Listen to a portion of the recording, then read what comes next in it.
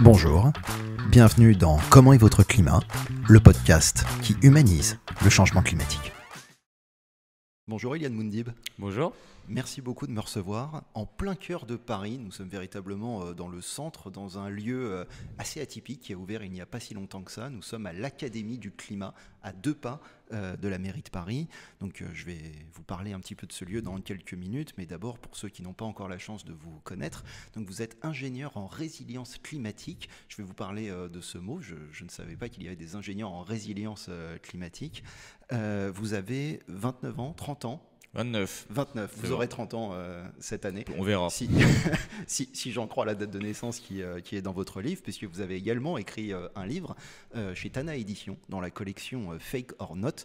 Il y a plusieurs sujets qui sont mis en avant. J'ai eu la chance de recevoir Maxence Cordiès il y a quelques semaines. Il s'est attelé à l'énergie. Vous êtes attelé à l'adaptation.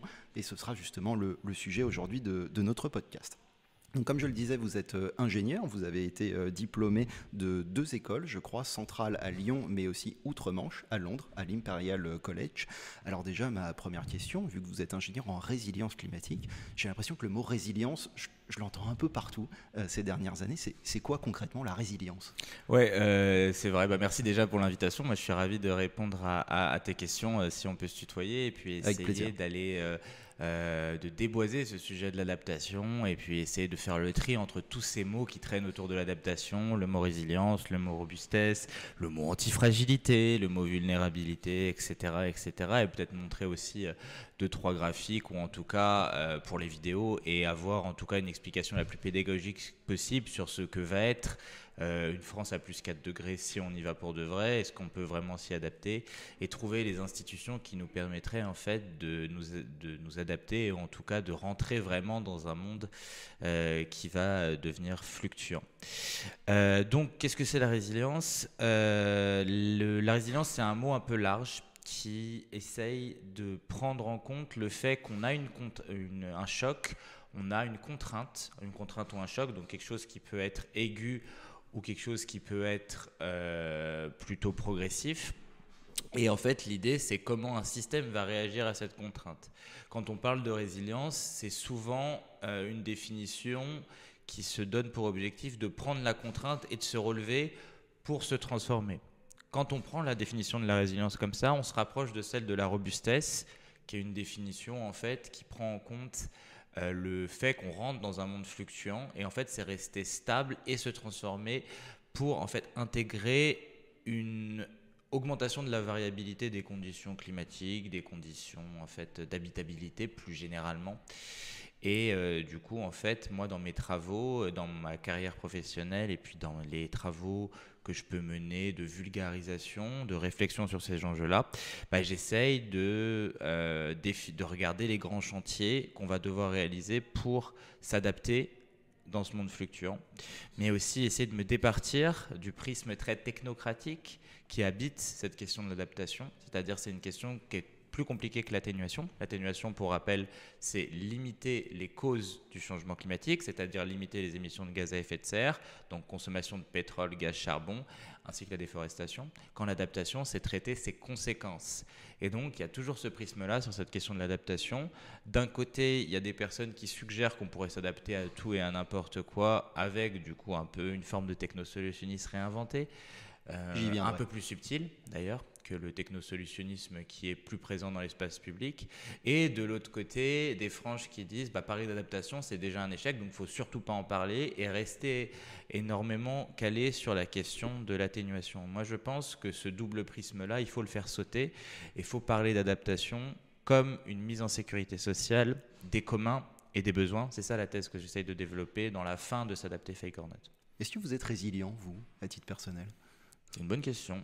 Je ne sais pas. J'essaye en tout cas d'avoir une forme de vie qui est polycentrique, c'est-à-dire d'avoir une vie qui n'est pas basée sur une hyper-efficacité sur 2 sphères, par exemple sphère familiale, amoureuse et sphère professionnelle, mais d'avoir une vie où en fait on va avoir plusieurs centres, donc une place beaucoup plus importante notamment pour le sport, pour les activités de réflexion intellectuelle, les activités d'engagement associatif, les activités amicales. Moi, je pense que c'est ça, en fait, si on reprend ce terme de résilience et qu'on essaye de l'inscrire dans nos vies personnelles à nous, l'idée, c'est de faire plein de choses. Parce que quand vous faites plein de choses et que vous avez le temps de faire plein de choses, et ben, quand il y a une chose qui ne va pas, il y a toutes les autres qui marchent encore. Alors que quand vous avez une vie qui nous est un peu imprimée par le système actuel, c'est-à-dire travail-famille quand même, grosso modo. En général, quand ça ne va pas dans le travail, ça contamine la famille. Quand ça ne va pas la famille, ça contamine le travail. Et tout explose d'un coup en général. Et c'est des formes de vie qu'on nous propose qui sont, on va dire, qui se mettent bien en fait dans le paradigme de la robustesse versus la performance d'Olivier Hamon.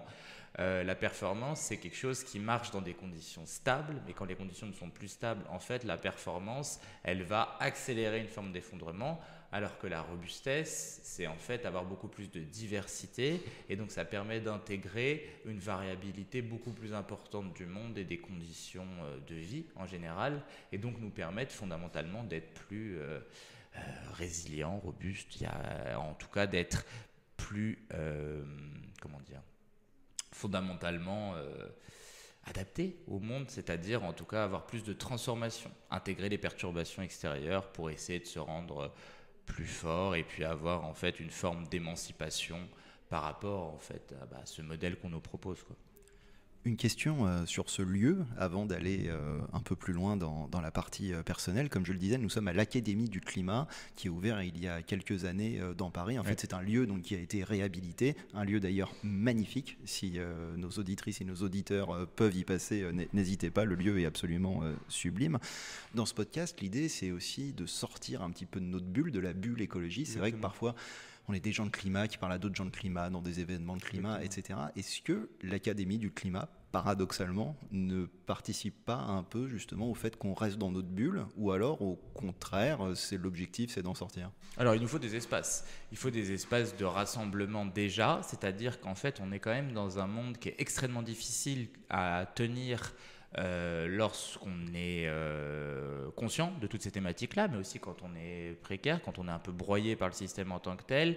Et donc, il faut forcément qu'on ait à notre disposition, pour tenir et pour s'organiser, qu'on ait des lieux de partage, des tiers-lieux comme l'Académie du Climat à Paris, mais il y en a plein d'autres. Il y a la recyclerie, il y avait la base qui a fermé malheureusement, il y a la Maison Zéro Déchet. En fait, tous les lieux qui permettent de rassembler autour. Alors, effectivement, ça crée fondamentalement des phénomènes de bulles, mais ce n'est pas l'Académie du Climat qui est responsable de ces bulles-là, c'est plutôt l'organisation générale des réseaux sociaux qui crée un peu ces phénomènes de bulles.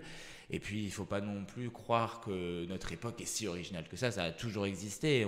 Par défaut, lorsqu'on est dans des relations humaines, on va être plus proche des gens qui sont proches de notre classe sociale, qui sont proches aussi de nos idées politiques, en tout cas des idées qu'on défend, et puis les gens qui sont plus proches de nos structures. Et je pense qu'effectivement, il y a un travail à faire de faire vivre ces lieux de partage, de les étendre au plus grand nombre, et aussi d'avoir des moments où on a cette forme de vie polycentrique, c'est-à-dire qu'on va à d'autres endroits. Moi, par exemple, je fais du foot de façon très régulière, et ça me permet de me reconnecter à la classe sociale duquel je viens, et au fur et à mesure de mes études que j'ai quitté un peu malgré moi, parce que j'avais 2 parents qui étaient professeurs en collège et lycée public, et qui m'ont fait le hack des études en fait, et au fur et à mesure, je me départissais d'une partie de mes camarades qui eux avaient peut-être moins de chance d'avoir des parents qui pouvaient les soutenir sur le travail scolaire, et puis de savoir ce qu'il fallait prioriser, pas prioriser, etc. Donc il y a un double travail à faire. Ces espaces, ce sont des bonnes choses, c'est pas des choses qui créent ces bulles-là de mon point de vue. Elles permettent d'échanger, elles permettent d'avoir un enrichissement, une émancipation collective, mais il faut aussi effectivement qu'on travaille tous ensemble à les étendre, et puis à aller dans d'autres lieux, notamment plutôt moi d'où je viens, les quartiers populaires de banlieue parisienne. Et donc voilà à peu près pour cette réponse sur l'Académie du Climat. Est-ce que vous êtes éco-anxieux, Iliane?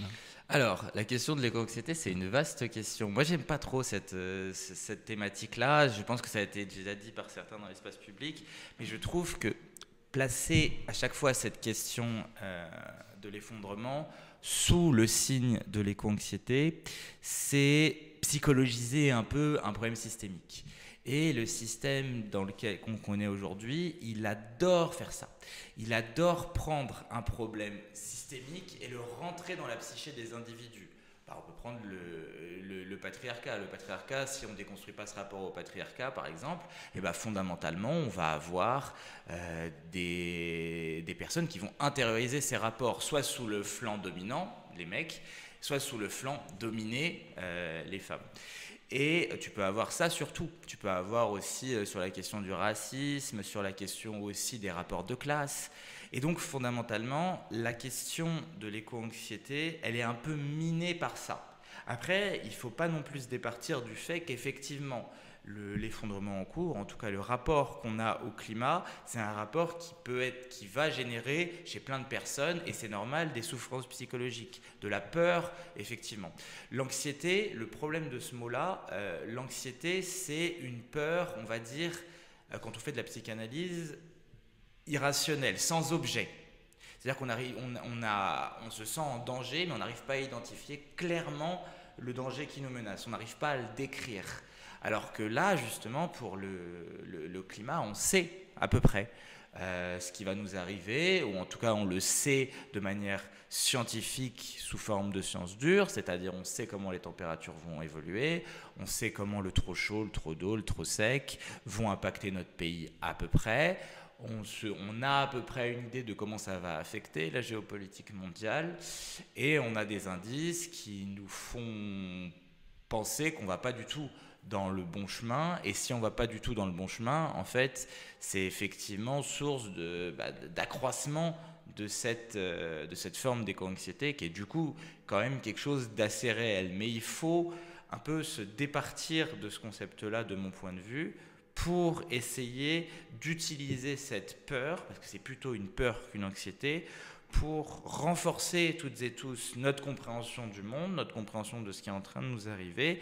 Et par cette compréhension plus importante, en fait, on est capable du coup de se mettre en lien avec des personnes avec qui on partage cette compréhension du monde, pour se sentir moins seul face du coup à cette peur. Et se sentir moins seul, c'est être capable du coup de s'organiser et de s'émanciper collectivement. Je pense que la plus grande souffrance qui est liée à l'éco-anxiété, c'est beaucoup une forme d'éco-solitude aussi par rapport à ces enjeux-là. C'est-à-dire qu'en fait, d'un coup, du jour au lendemain, on se retrouve face à l'ampleur de la tâche et des échecs, en fait, de l'absurdité dans lequel ce monde-là, cette organisation économique particulière nous a conduit.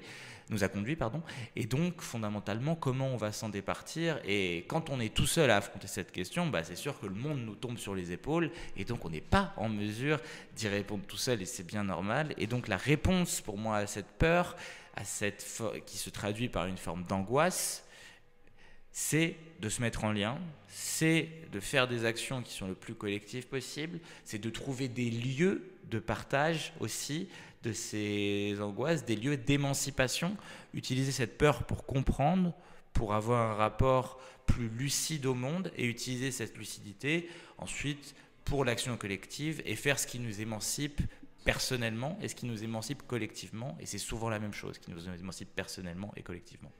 Et à travers cette réflexion, à travers le prisme du changement climatique et tout ce que vous venez de dire justement sur l'éco-anxiété, faut-il l'appeler comme ça ou non, est-ce que vous concevez la vie aujourd'hui comme vous la conceviez il y a 10 ans? Et vous êtes encore très jeune.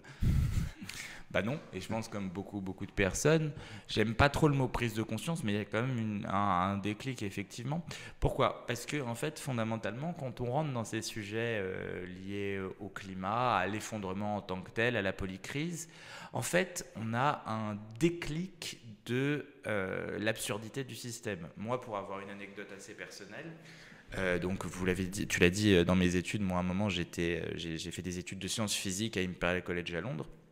Et lors de ces études-là, moi je me dirigeais plutôt vers une thèse en physique de l'infiniment petit, sauf donc la quantique. Et en fait, pourquoi j'ai pas fait ce choix d'études-là? Parce que en fait, à ce moment-là, je suis rentré en contact de façon beaucoup plus construite, avec un propos qui me parlait beaucoup plus sur la question du climat. C'était Jean Covici, pour être très très direct. Et Votre déclic, c'est Jean-Marc Jancovici. Votre déclic, c'est Jean-Marc Jancovici. En partie, ouais, il en a fait partie, mais pas que lui. C'est-à-dire qu'en fait, d'un coup, j'avais quelque chose qui était structuré sur une des dimensions de la polycrise écologique. En tout cas, l'écologie est une dimension de la polycrise qu'on connaît. Et en fait, j'avais quelque chose de structuré. C'est-à-dire qu'avant, j'avais une vision de ce sujet-là. Le problème du changement climatique ou de la biodiversité, c'est un peu la même chose. C'est un peu de la faute qu'on ne trie pas assez nos déchets. C'est un peu de la faute du charbon. C'est un peu de la faute du nucléaire. C'est un peu de la faute du produit qu'on consomme trop, etc. C'était extrêmement flou pour moi. Et en fait, ce qui a apporté Jean-Marc Jancovici dans ce fatras de pensée, c'était de la structure. C'est ça le problème numéro 1, c'est ça le problème numéro 2, les gaz à effet de serre, c'est ça, le changement climatique, c'est ça, c'est pas la même chose que la crise de la biodiversité. Et en fait, ce qui a apporté cette forme de réflexion structurée, c'est un socle de pensée qui nous dit qu'en fait, fondamentalement, si on continue comme ça, on va dans le mur. Et on est déjà en train d'y rentrer assez fort, et en tout cas, on accélère en klaxonnant pour y aller. Et le deuxième élément fondamental que je voulais partager, c'est un affect que j'avais moi lorsque j'étais à Londres. À Londres, il y a énormément de sans-abri. Il y en a beaucoup à Paris, mais il y en a beaucoup plus à Londres, moi je trouve. Et à Londres, tu as notamment des policiers qui ont pour travail de les virer. Donc dans les virer du métro de Londres, de les faire bouger en permanence, c'est hyper violent comme rapport à ça. Et moi, j'avais développé pas mal, j'en voyais beaucoup, et puis je leur parlais souvent, etc. Et en fait, à force qu'ils soient déplacés tout le temps, moi, je commençais à avoir vraiment une révolte qui montait par rapport à ce sujet-là, parce que fondamentalement, en fait, tu avais la puissance publique qui était là pour dégager des gens qui, en fait, étaient dans la merde, quoi. Et fondamentalement, moi, je comprenais pas pourquoi on les aidait pas. Et après, plus j'avançais dans cette question-là et dans cette réflexion, je me disais, mais en fait, le même maintenant, on n'est pas humain. C'est-à-dire que fondamentalement, je pense que dans l'anthropologie humaine, tu vois quelqu'un par terre, tu l'aides et tu le relèves. Alors qu'en fait, l'image qu'on a par rapport aux sans-abri, c'est exactement l'inverse. C'est la maman qui tire son fils, qui veut aller donner un truc au gars en disant « Ah il est dangereux ». Et il y avait cette double réflexion-là, c'est-à-dire qu'on avait déjà un présent qui était inhumain dans nos sociétés occidentales par rapport à quelque chose, un problème qui est dérisoire. C'est-à-dire que si tu regardes le nombre de logements vides et le nombre de sans-abri dans ce pays, mais en fait, c'est très très facile d'avoir un logement par personne, quoi, si on s'en donnait les moyens et la volonté. Je vais en venir dans la deuxième partie de l'émission, parce que dans votre livre, justement, vous parlez des logements vides. 3 millions de logements vides en France, ce sera un sujet, la dimension sociale, je vais beaucoup vous en parler. Pour le 3 millions, je donne de la précision, comme ça je pourrais la donner. La Fondation Abbé Pierre, qui a été renommée, dit que c'est 3 millions si on compte les vacances de logement, c'est-à-dire la transfert entre deux propriétaires, mais si on enlève les vacances et qu'on regarde simplement les logements vides de façon durable, c'est 1 million de personnes, et le nombre de sans-abri, c'est un tiers moins, c'est 300 000, 330 000, etc. Donc il y a la place, quoi. Vraiment, il y a la place. Après, il y a une petite question, effectivement, de localisation de ces logements, parce que beaucoup sont situés, comme on ne l'imagine pas trop, en zone rurale, et donc dans des zones qui ont été désindustrialisées beaucoup, où on a eu un véritable exode, en fait, vers les grandes métropoles, parce que notre pays est un pays, un peu comme l'Angleterre d'ailleurs, qui est un pays très, très centralisé, autour de Paris, comme l'Angleterre est très très centralisée autour de Londres. C'est pas trop le cas d'autres pays en Europe, l'Italie, il y a beaucoup de polycentres entre plein de villes, l'Allemagne aussi, l'Espagne là aussi, bon bref. Et en fait, effectivement, cette double constat, c'est-à-dire qu'aujourd'hui, en fait, on a été éduqué à ne pas voir certaines choses aujourd'hui, maintenant, et que c'est révoltant aujourd'hui, maintenant, et que la projection du monde factuellement par rapport à la science, c'est insoutenable. Et c'est ces deux éléments-là qui ont été, moi, un déclic dans mon rapport au climat, mais à tous les autres sujets, parce que quand tu prends ça dans la tête, tu as une forme de déprime, tu as un truc qui te prend, et je me suis dit, mais putain, en fait, la seule façon que j'ai de sortir de ça, c'est de lire, d'aller regarder des gens qui ont déjà réfléchi à ça, qui ont déjà réfléchi à ce rapport beaucoup plus global. Et c'est comme ça que j'ai commencé à lire énormément. Moi, je suis un grand fan de Camus, et c'est en regardant Camus que j'ai réussi un peu à sortir de ça. Et j'ai décidé à ce moment-là de ne pas faire ma thèse en physique quantique et d'aller en fait dans une boîte où je faisais des analyses de risque climat. D'accord ? Et ça m'a pas mal...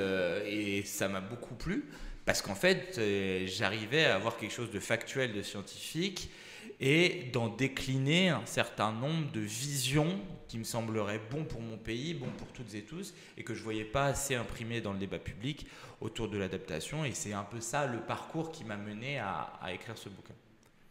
Venons-en à la deuxième partie de l'émission. Cette fois, nous allons rentrer dans le cœur du sujet, votre sujet d'expertise, l'adaptation. Alors la France, en l'occurrence, parlons du pays dans lequel nous enregistrons, a publié plusieurs plans nationaux d'adaptation au changement climatique. Le dernier date de mars 2025. À quelques jours près, Météo France a également publié un rapport ce à quoi ressemblerait une France à 4 degrés. Donc c'est aussi l'objet de votre livre. Nous aurons l'occasion de donner quelques chiffres assez édifiants. Alors en regardant un peu le dernier plan national d'adaptation de la France, donc il y a un catalogue en fait de 52 mesures. Alors j'ai regardé, le premier plan d'adaptation fait 388 pages. Donc bon, on parle de sortir de la bulle écologiste, donc j'incite plutôt nos auditrices et nos éditeurs à aller vers le dossier de presse ou quelque chose de plus concis, un peu comme le rapport pour décideurs du GIEC finalement. Mais si on rentre dans le détail, donc 52 mesures, il y a la formation des agents, il y a l'utilisation de l'intelligence artificielle notamment, qui peut aussi poser des problèmes en matière d'atténuation. Ouais, c'est pas la meilleure mesure qui est parmi les 52. Mais justement, elle m'a interpellé. Elle m'a interpellé. Et il y a également l'adaptation des logements. Alors déjà, une question, vous, en tant qu'expert, en tant qu'ingénieur dédié à la résilience climatique, comment est-ce que vous avez accueilli ce plan national d'adaptation? Est-ce qu'il est à la hauteur? Alors, c'est une bonne question. Dans le travail qui a été fait par les agents du ministère de la Transition écologique, c'est un bon travail, c'est une belle revue. C'est-à-dire quand tu lis le rapport, et ben fondamentalement, ouais, les enjeux ils sont à peu près traités. Sauf que donc les agents ont bien travaillé. Par contre, le portage politique est très très décevant, bien évidemment, mais on est habitué, parce que fondamentalement, il n'y a pas de moyens pour faire tout ça. Donc on a un joli rapport, on a gratté du papier, comme par exemple plein de rapports de France Stratégie sont très très bien. Et donc quand tu fais une note au rapport, bah oui, c'est un bon rapport. Après, le portage politique, malheureusement, il n'est absolument pas à la hauteur parce qu'il n'y a absolument pas les moyens par rapport aux enjeux. Et en fait, je pense que la meilleure façon d'en convaincre les gens, c'est de bien décrire ce qui va se passer avec le changement climatique en France, grosso modo.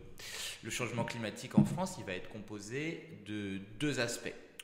Le premier aspect, c'est ce qu'on appelle les rhinocéros gris. Un rhinocéros gris, c'est un événement qui est entre l'éléphant au milieu de la pièce, donc le truc qui tout le monde passe au travers, passe à côté sans le voir, et le signe noir. C'est-à-dire le signe noir, c'est un élément, l'élément de Nassim Nicolas Taleb, qui est en fait quelque chose qu'on ne peut pas anticiper, mais dont il y a des signaux faibles qu'on pourra réinterpréter a posteriori pour expliquer ce signe noir. Donc c'est par exemple le Covid. Et le rhinocéros gris, c'est des choses à évolution lente qu'on connaît, mais vu que c'est à évolution lente, on ne s'y prépare pas fondamentalement.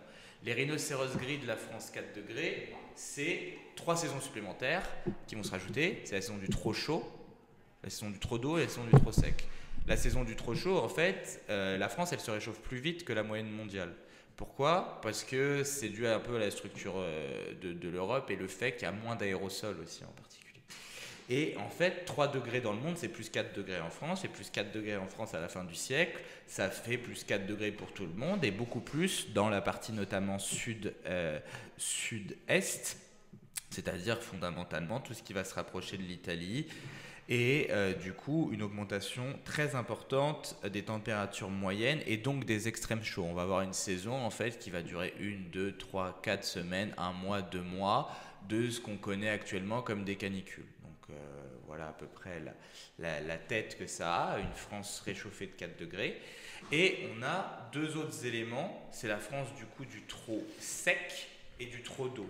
Si on regarde, parce qu'en fait, quand vous avez le changement climatique qui se produit, vous avez une augmentation des températures. Cette augmentation des températures, elle augmente l'évapotranspiration et l'évaporation de l'eau. 1 degré de plus, c'est 7% de potentiel d'humidité en plus. Et donc, en fait, vous asséchez progressivement vos sols et vos cours d'eau.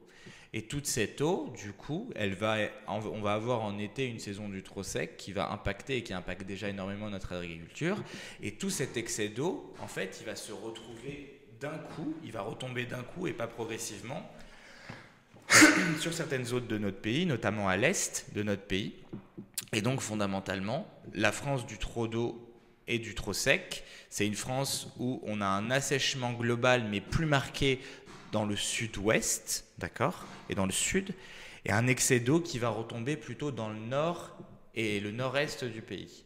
Donc voilà, on a ce transfert-là, avec beaucoup d'incertitudes, malheureusement, sur l'évolution des précipitations, puisque en fait, si on regarde le dernier rapport qui a été sorti par Météo France, et quand tu prends les différents modèles climatiques, il y a des modèles qui prédisent plus d'assèchement, des modèles qui prédisent plus d'humidification.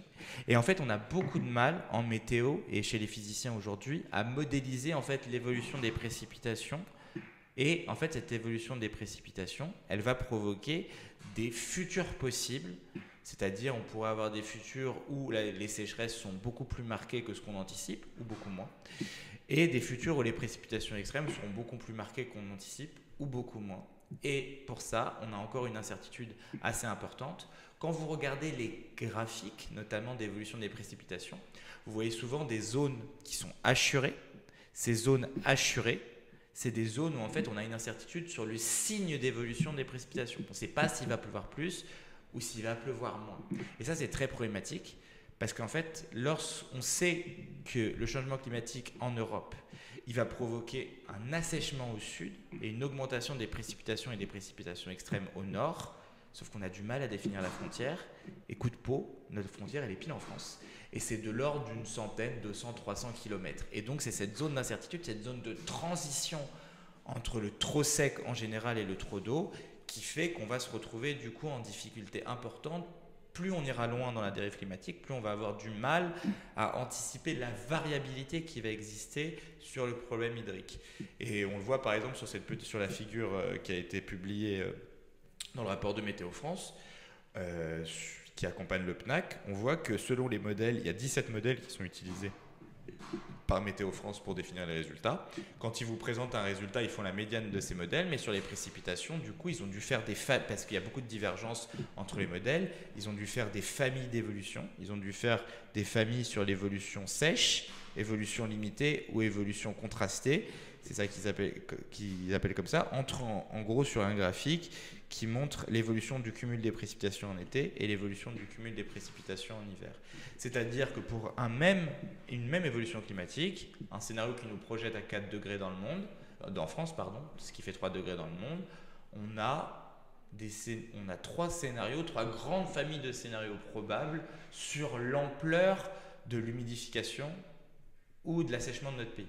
Et ça, c'est assez problématique parce que ça met des limites aux possibilités d'anticipation et de planification qui sont liées aux conséquences du changement climatique en France et en particulier pour notre agriculture, puisque c'est les premiers qui sont touchés assez fortement par cette alternance de trop sec et de trop d'eau. Alors je précise à toutes les personnes qui nous écoutent, les petits bruits que vous avez entendus, c'est tout simplement parce que Iliane vous avait montré des graphiques. Alors si vous nous écoutez sur Spotify, Apple Podcast, etc., vous ne les voyez pas, mais je vous encourage à aller sur la page Instagram Comment est votre climat et sur votre chaîne YouTube. Sur mon LinkedIn, c'est pas mal, je les montre sur votre LinkedIn. Beaucoup là-dessus. Voilà, sur votre LinkedIn. D'ailleurs, pas plus tard que ce matin, j'ai vu que le graphique que vous venez de me montrer, vous l'avez publié. Donc voilà, donc j'incite tous ceux et toutes celles qui nous écoutent à aller sur les différents réseaux sociaux pour avoir l'image en plus du son. Vous m'avez pris un peu de cours sur une question que j'allais vous poser, c'est pourquoi la France se réchauffe plus vite. Donc vous l'avez expliqué. Vous avez notamment parlé des aérosols. Alors c'est vrai qu'on vit dans un monde un peu paradoxal où la pollution provoque un refroidissement climatique. Aujourd'hui dans le monde on est à environ 1,2 degré de réchauffement mondial, mais si on rajoute la pollution qui fait un refroidissement d'environ 0,4 degré, en fait sans cette pollution, on serait à 1,6 degré. Donc en France on a un peu moins d'aérosols et il y a aussi des questions territoriales qui fait que nous nous réchauffons un peu plus rapidement que la moyenne. Après, il faut faire un petit peu attention sur ces histoires d'aérosols. C'est utilisé énormément par les climato-sceptiques pour dire qu'il n'y a pas de changement climatique. C'est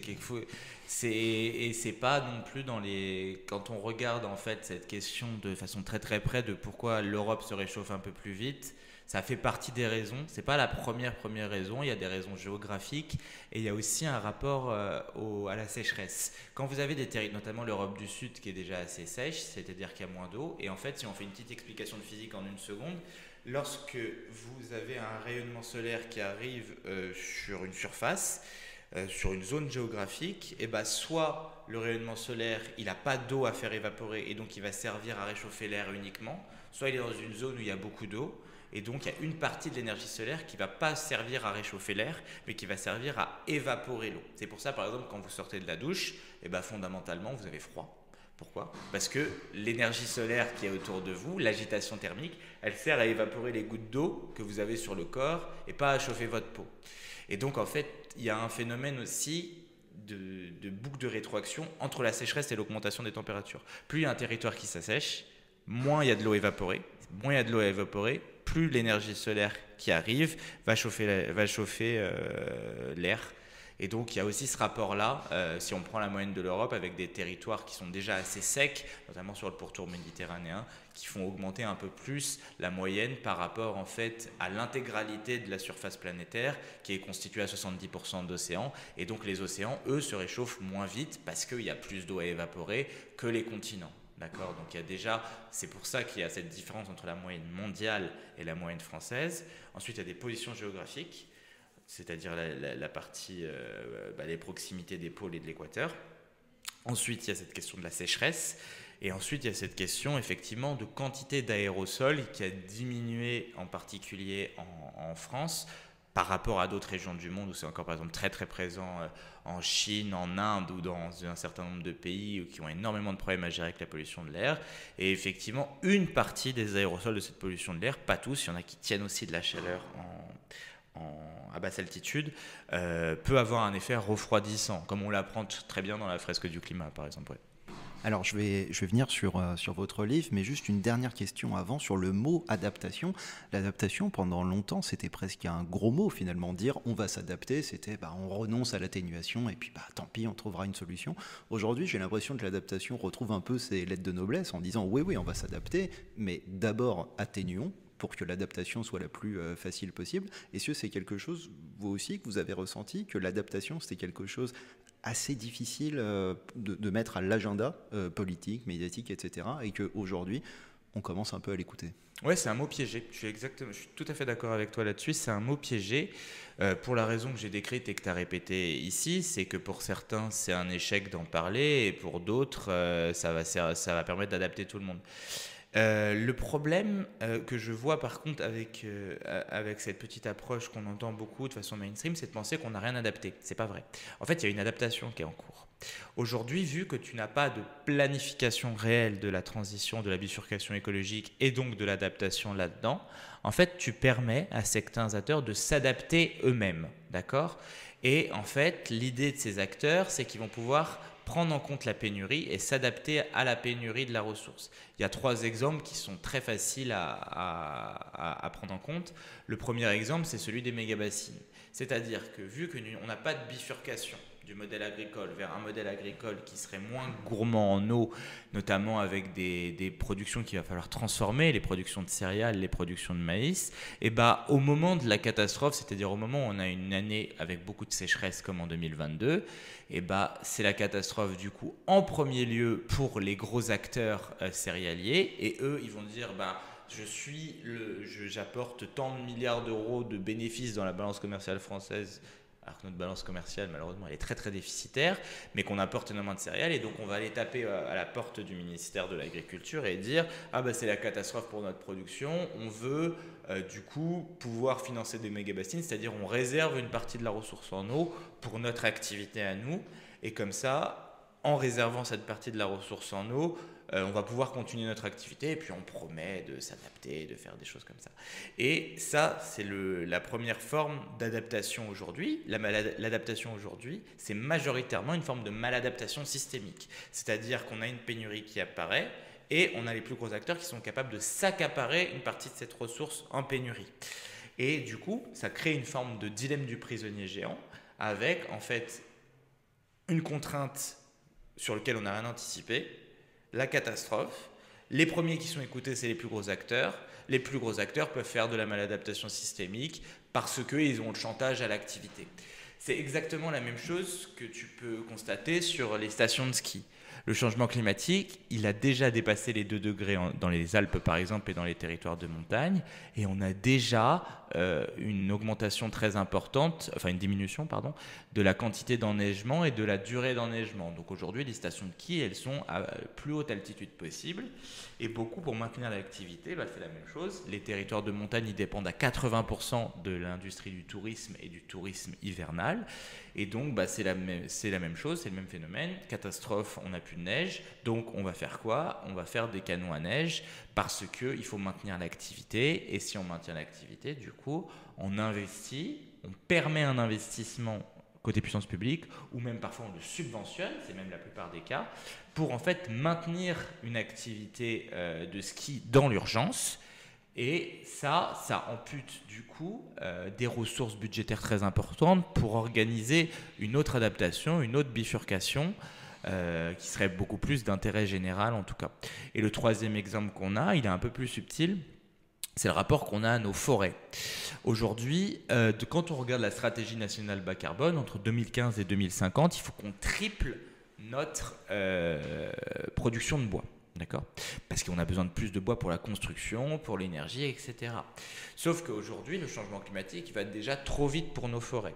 Dans la décennie, je me plante peut-être d'un an, mais il faut retenir les années de 10 ans, entre 2014 et 2013, nos forêts, elles séquestraient 60 mégatonnes de CO2 équivalent par an.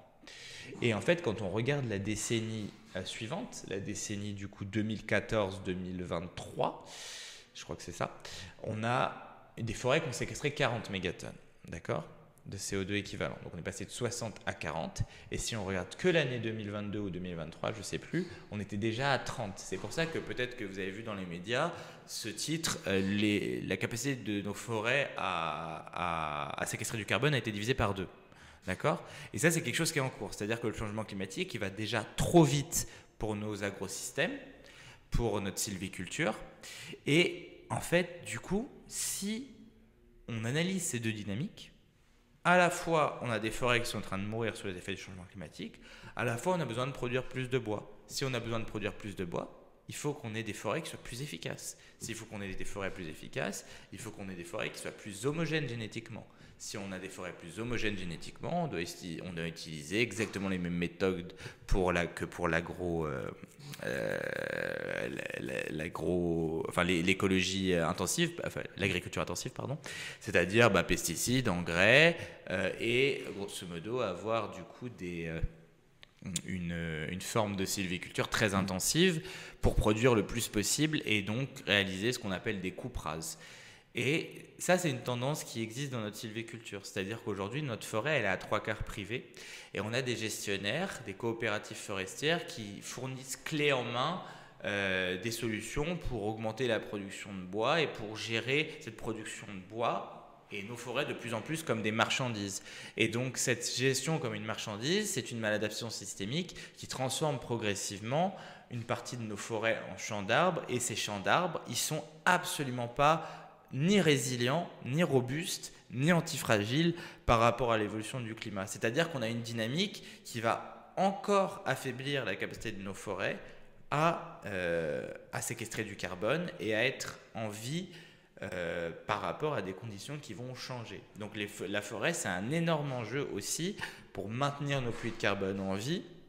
Et donc, pour en fait pas nous amputer d'une accélération du changement climatique encore plus, puisque le changement climatique, il a aussi une conséquence, c'est qu'il appuie sur les puits de carbone. Plus on va loin dans le changement climatique, plus proportionnellement on aura de carbone dans l'atmosphère. Et ça, fondamentalement, c'est un énorme souci parce que ça remet en cause la possibilité même d'une adaptation à des degrés de réchauffement importants. C'est ce qu'on appelle en particulier des formes de points de bascule climatique. Est-ce que finalement on ne parle pas assez encore des bienfaits de l'adaptation pour notre santé ? Je le vois dans ma commune aussi sur l'acceptabilité. C'est vrai que quand je suis arrivé en 2020, quand j'ai été élu, j'étais jeune et naïf, on va dire, en disant que voilà, tout le monde était convaincu à la cause et que ça allait être facile de changer de voiture, de chaudière, etc. Mais en fait l'atténuation, il y a beaucoup de freins, des freins sociaux, parce qu'il faut changer de véhicule. Je pense par exemple aux zones à faible émission. Dans des métropoles comme la métropole du Grand Paris, eh bien voilà, ça pose des questions et il y a une espèce de rejet finalement de ça. En revanche, sur l'adaptation, j'ai l'impression que c'est quelque chose de beaucoup plus accepté parce que déjà beaucoup plus palpable. On végétalise des rues, on les piétonise, on repeint une piste cyclable en blanc, voilà, des choses comme ça. Donc déjà beaucoup plus rapide, visible, à l'échelle d'un mandat, plus accepté. Et finalement, pour des familles qui ont des enfants, en fait, ils ne voient pas la partie carbone, méthane, etc. Ils voient surtout la partie pollution. Est-ce que c'est quelque chose sur lequel on devrait plus appuyer, en fait, les bienfaits santé, bien-être de l'adaptation et peut-être moins parler de climat finalement? C'est une bonne question. C'est sûr que l'adaptation, c'est beaucoup plus concret. Je pense qu'il y a eu un discours imposé un peu dans l'espace médiatique autour d'une écologie du renoncement. C'est toujours la façon dont est présentée l'écologie. Et quand on regarde en fait comment elle est perçue, notamment par les classes populaires, elle est perçue autour de cette question du renoncement. Personne va dire non, je m'en fous de la planète, je m'en fous du climat, je m'en fous de ma santé. Mais sauf que la première idée qui va arriver dans les classes populaires quand on parle de ça, c'est qu'il faut renoncer. Et du coup, c'est un discours, l'écologie mainstream en tout cas, elle est très très concentrée sur une classe sociale particulière, qui est une classe sociale bourgeoise ou petite bourgeoise, qui politise ça autour de la question du renoncement. Et en tout cas, c'est perçu comme cela. Je ne dis pas que tout le monde le fait, je dis que c'est une idée majoritaire qui est perçue. L'adaptation, ce n'est pas du renoncement, et l'adaptation, enfin si, c'est aussi du renoncement en partie, parce qu'on ne pourra pas tout adapter, mais prendre cette question par la notion de l'adaptation, c'est aussi la prendre par des notions beaucoup plus concrètes d'émancipation collective, et notamment effectivement de cadre de vie plus agréable, etc.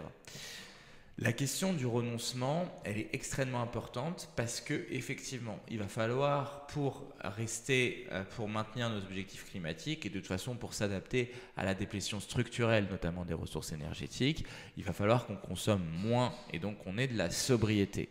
Et cette sobriété, lorsqu'elle n'est pas organisée, eh bien, elle vient entrer en conflictualité avec une forme de précarité qui est souvent, malheureusement, dans certaines sphères, beaucoup trop négligée. C'est-à-dire qu'en France, on a 9 millions de personnes qui sont sous le seuil de pauvreté. Et fondamentalement, quand tu es broyé par un système économique, tu vas avoir beaucoup plus de mal à te prémunir, à rentrer dans ces sujets écologiques et à aussi affirmer une position politique par rapport à ça. Et donc, fondamentalement, si on résume, l'adaptation, elle peut être une porte d'entrée beaucoup plus complémentaire et très intéressante parce que l'adaptation, elle permet d'aller vers une forme de mise en sécurité sociale des communs et des besoins. C'est-à-dire d'avoir une forme d'égal accès à l'air, à l'eau, etc. Pourquoi ? Parce qu'en fait, si on reformule ce qui va se passer avec la dérive climatique, avec la France 4 degrés, on va avoir progressivement des accès à des communs, à des besoins vitaux qui vont être amputés. C'est-à-dire qu'en fait, tu vas avoir des productions agricoles qui vont diminuer, tu vas avoir du coup, si tu ne les adaptes pas, et donc tu vas avoir des prix qui vont augmenter, et donc tu vas avoir des effets de pénurie. Ces effets de pénurie, s'ils ne sont pas anticipés, ils vont impacter d'autant plus les plus pauvres. Et du coup, l'adaptation, elle est une forme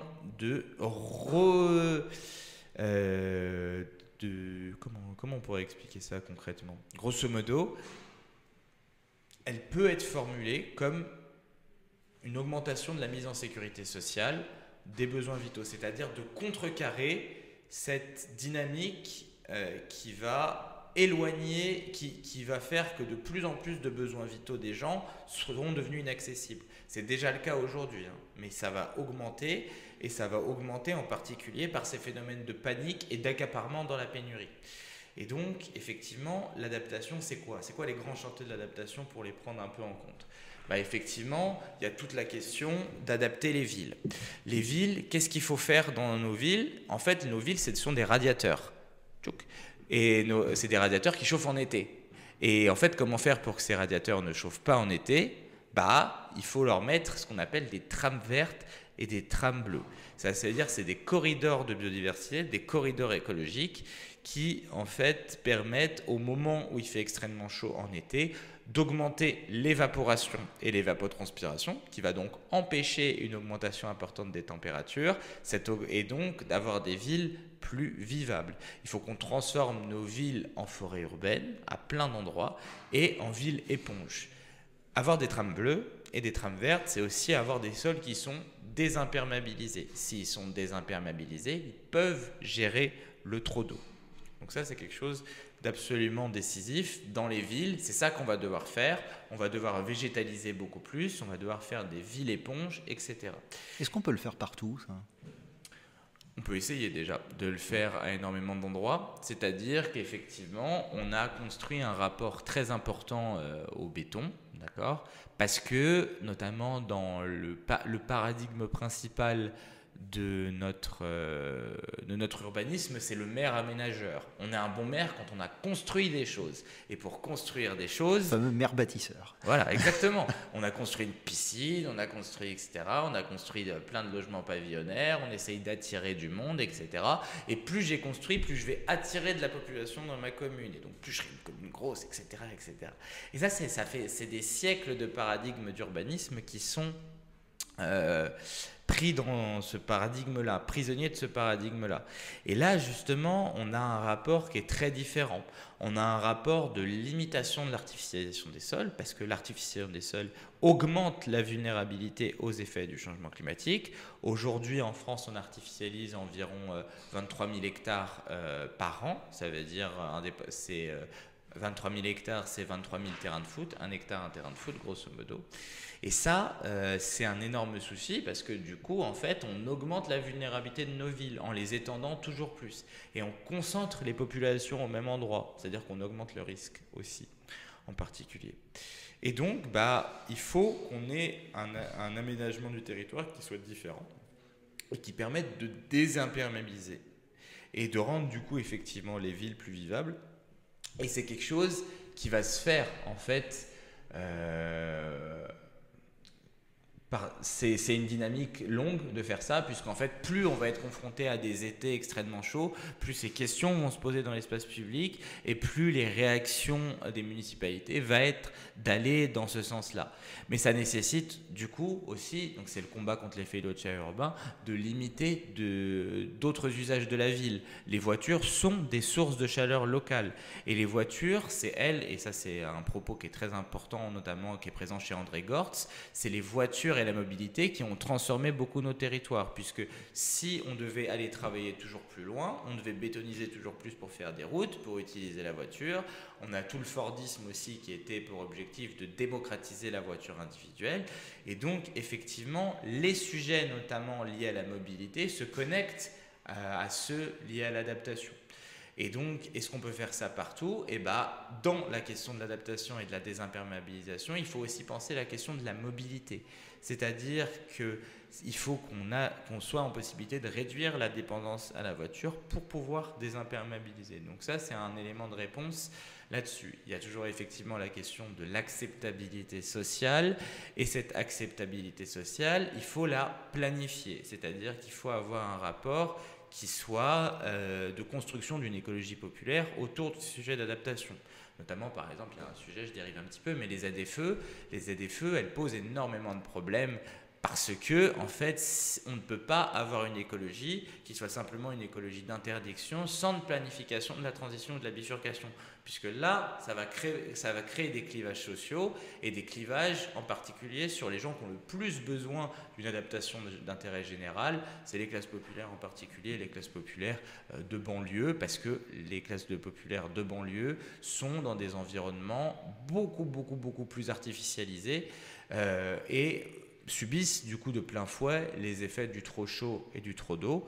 Par exemple, on a un peu oublié cette étape, mais en fin d'année dernière, à Viry-Châtillon, il y a eu des inondations extrêmement importantes. Et en fait, quand tu allais à la cité de Viry-Châtillon, tu pouvais faire carrément du jet ski, quoi. Si tu pouvais, tellement il y avait de l'eau partout et que ces cités-là ont pas un pet d'arbres et donc c'est du béton partout. Et donc ils subissent les inondations directement. Et tu peux aussi voir des conséquences très importantes, notamment sur les quartiers populaires à Lyon, à Bron, où on a enregistré enregistré les températures les plus importantes en France il y a quelques années maintenant, et on aura en fait des maxima de température dans ces quartiers populaires parce qu'ils sont très imperméabilisés, parce qu'ils sont aussi soumis beaucoup à des formes de pollution de l'air qui peuvent capturer une partie de la chaleur à basse altitude et augmenter. Il y a une boucle de rétroaction positive. Quand il fait chaud, la pollution, elle impacte plus la santé. Il y a des formations d'ozone, etc.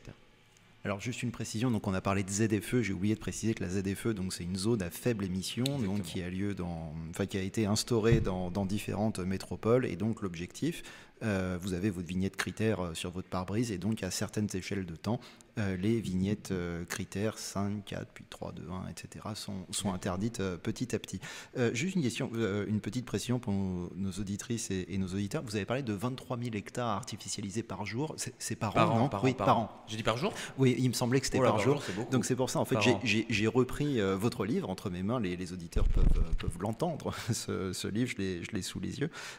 Et donc vous précisez bien dans votre livre 66 hectares par jour artificialisés. D'accord, il y a la division. Oui, par jour. Voilà, c'était juste une petite précision, parce qu'il me semblait bien l'avoir lu quelque part, et en effet, c'est vous qui l'avez écrit. Justement, ce livre, vous avez donné énormément d'exemples très concrets, donc je vous en remercie, parce que c'est vraiment l'objectif. Et donc, je vais revenir aussi sur quelques chiffres que vous avez donnés dans ce livre. Vous avez parlé de maladaptation, et justement, un des facteurs de maladaptation, c'est la clim. Oui. La climatisation, et vous donnez un exemple très concret. Alors l'exemple n'est pas en France, il est à Hong Kong. C'est les climatiseurs donc de Hong Kong dans le Central District. Donc vous parlez de l'énergie qu'il renvoie, parce que donc il y a de l'air frais qui est transmis à l'intérieur, mais ensuite il y a de l'air chaud qui est renvoyé vers l'extérieur, et donc cet air chaud il représente environ 1000 watts par mètre carré, et l'énergie solaire à midi, elle, c'est 800 watts par mètre carré. Donc en fait on en est arrivé au stade où la climatisation produit plus de chaleur que l'énergie solaire. Exactement, ouais. Ça, c'est un exemple que j'ai tiré de l'excellent rapport d'Alexandre Florentin et de la mairie de Paris, qui s'appelle Paris 50 degrés. Et effectivement, en fait, comment ça marche une clim ? Une clim, c'est un frigo inversé. C'est-à-dire, pour refroidir l'intérieur de la maison, il faut balancer de la chaleur en extérieur. Et donc, la clim, elle est souvent attaquée sur le fait qu'elle consomme beaucoup d'énergie, c'est vrai. Elle a aussi ce qu'on appelle des fluides frigorigènes. Les fluides frigorigènes, c'est des fluides en fait qui ont des pouvoirs réchauffants extrêmement importants et qui en fait passent leur temps à changer d'état dans le système de climatisation, ce qui crée des fuites, et une très petite quantité de fuites a un pouvoir réchauffant extrêmement important. Et effectivement, les clims sont des sources de chaleur locales. Et peut-être que vous êtes déjà allé aux États-Unis. Aux États-Unis, c'est exactement le même genre de choses. Quand il fait très chaud aux États-Unis, en fait, vu qu'ils ont mis des clims partout, il fait 20 degrés à chaque fois dans chaque bâtiment, et la température extérieure, elle augmente énormément. Et donc, on a des décalages. Tu peux prendre largement des plus 10 ou des plus 15 entre l'extérieur et l'intérieur des bâtiments. Et c'est une catastrophe parce que ça rend malade tout le monde, et parce que du coup, ça amplifie l'effet radiateur en été de nos villes. Et pourquoi la climatisation, justement, c'est un sujet extrêmement intéressant ? Parce que c'est encore une forme de maladaptation systémique. Si on ne planifie pas, le mot planifier revient beaucoup chez moi, et c'est à dessein, de changement profond de nos logements pour s'adapter au trop chaud. Parce que si on n'a pas de politique de rénovation thermique très ambitieuse, il faudrait qu'on monte, d'après le Shift Project, très rapidement à 1 million de logements par an. Aujourd'hui, on fait à peu près 300 000 par an, mais 300 000 en rénovation par geste, d'accord, alors qu'il faudrait 1 million en rénovation globale. Et c'est une énorme différence entre le par geste et le global.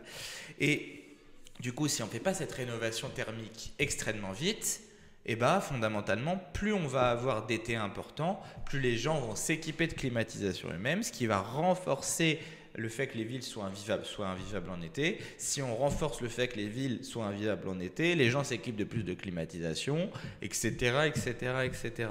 Et donc ça aussi, la question de la climatisation, c'est une dimension de l'adaptation d'intérêt général, c'est une dimension de la mise en sécurité sociale des besoins et des communs, parce que c'est le rapport à l'air brûlant, etc. Et c'est aussi une dimension de l'écologie populaire. Et fondamentalement, en fait, l'adaptation générale, l'adaptation d'intérêt général ne peut pas pas être construite sans une forme de planification, et on ne peut pas non plus avoir un propos qui est un propos simplement de shaming ou dire c'est pas bien d'avoir des climatisations, parce que en fait ils vont devoir s'équiper en climatisation s'il fait 40 degrés chez eux. Et on va avoir, vu qu'on est dans un libre marché, des offres de climatisation qui vont diminuer, etc., avec des prix qui vont diminuer, qui vont devenir abordables. Et ça va devenir attractif, on va s'équiper. Exactement, c'est vraiment un cercle vicieux. Et aujourd'hui d'ailleurs, on est le 22 mars, quelque chose comme ça. Il y a le rapport, le World Energy Outlook qui est sorti, et le World Energy Outlook 2025 montre une augmentation très importante dans la part de consommation énergétique, notamment chinoise et indienne, de la climatisation. Parce que en fait, on a des étés de plus en plus longs, et pour gérer cette saison du trop chaud, il faut de la climatisation, parce qu'on n'a pas adapté nos villes pour limiter l'effet éolien urbain, et on n'a pas adapté nos bâtiments pour avoir un confort d'été.